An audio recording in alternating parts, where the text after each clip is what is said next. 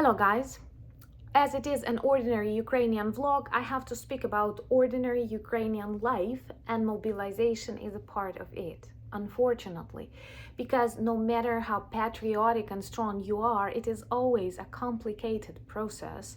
And hundreds and thousands of Ukrainian people who joined Ukrainian army were not military just a war ago.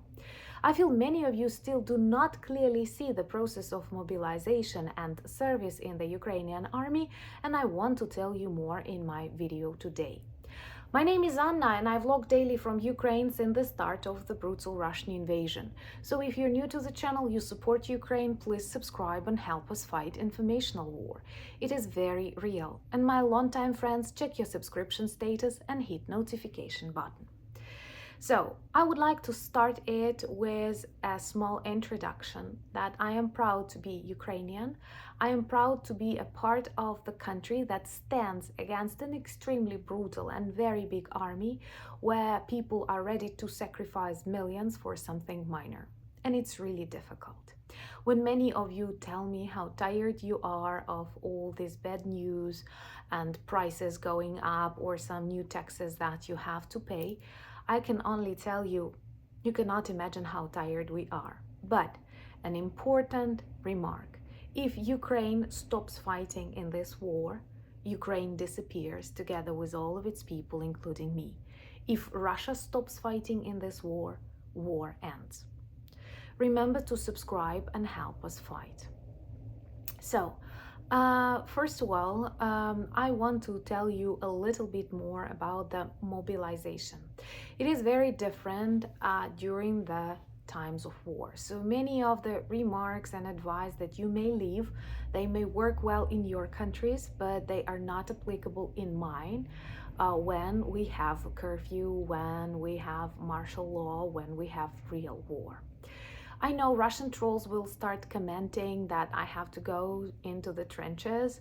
I have to tell you, women are not mobilized in Ukraine. So at this moment, Ukrainian army does not need me there. Of course, some women volunteer to join the army, or if they are military by profession. The majority of men are registered in recruitment points, and they are either fighting on the front lines or they can be called to substitute. It goes without saying that this process is not always smooth.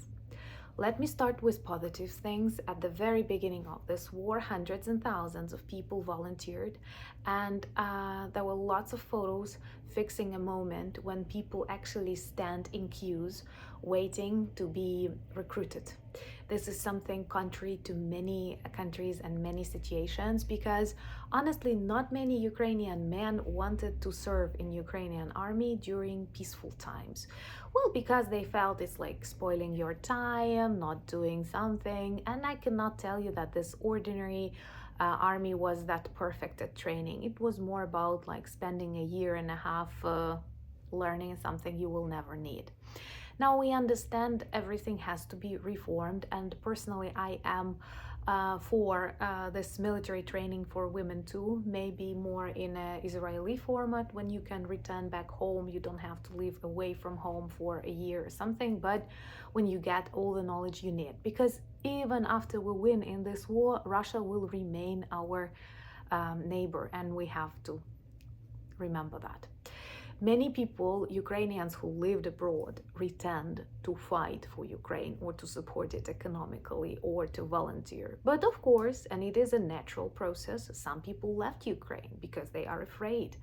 You see them as refugees in your countries. Some left war-torn zones, and I totally understand them. Some left regions like mine, and I don't understand that at all.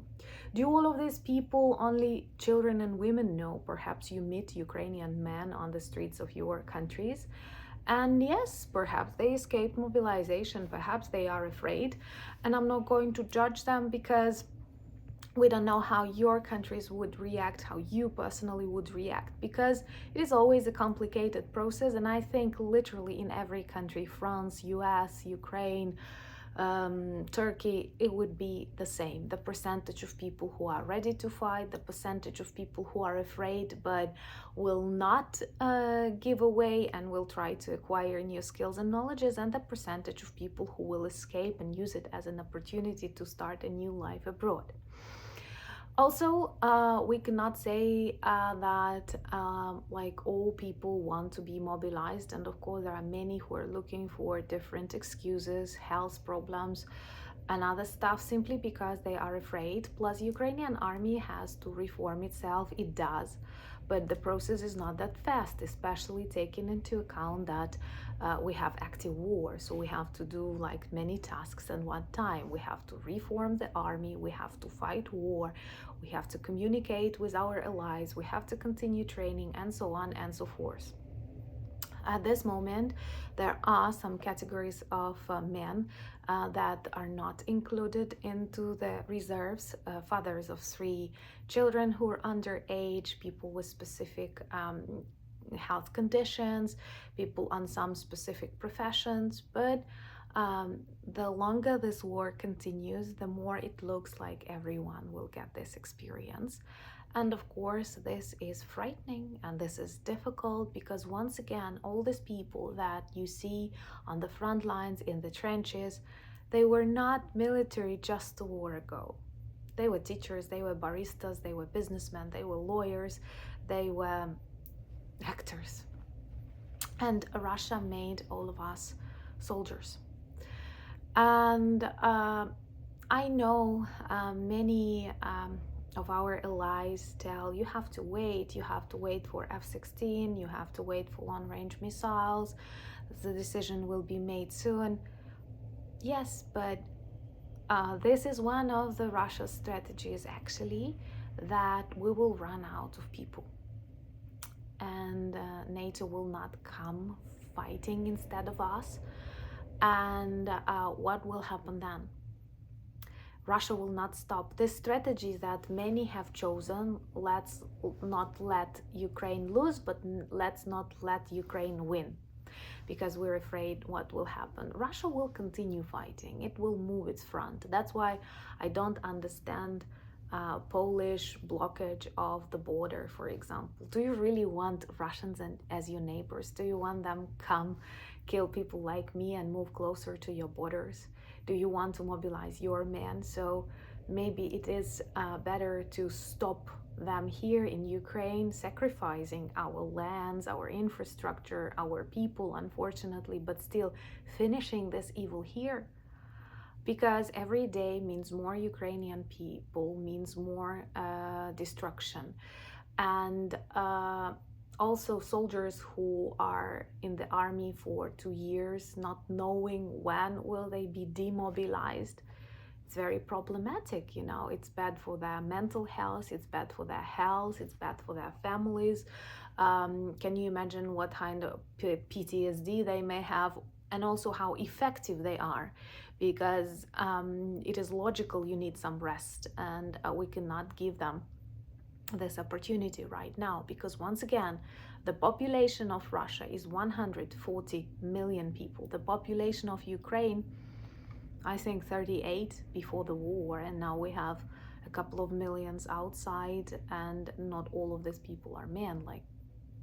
So the resources of Ukraine, including human resources, unfortunately are not unlimited. And those of you who doubt, or those of you who choose wait and see, can actually make a mistake. Maybe let's just grasp all the energy, all the resources, all the power that we have and finish them sooner, because prolonged war, exhaustion war, is exactly what Putin wants. If you're new to the channel, remember to subscribe. 50% of people who watch us actually are not subscribed, and that could definitely strengthen our informational army.